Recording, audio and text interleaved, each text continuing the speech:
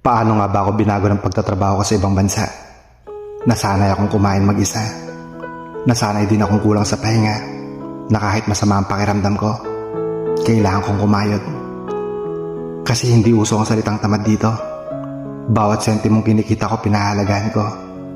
Natuto din akong magsinungaling sa pamilya ko para lang hindi sila mag-alala sa akin.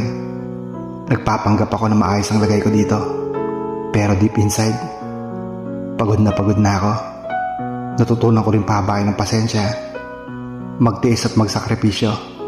Isang bagay lang hinihiling ko, na sana magbunga lahat ng pagsisikap ko para sa akin at para sa pamilya ko. Paano nga ba ako binago ng pagtatrabaho ko sa ibang bansa? Nasanay akong kumain mag-isa. Nasanay din akong kulang sa pahinga, na kahit masama ang pakiramdam ko, kailangan kong kumayod.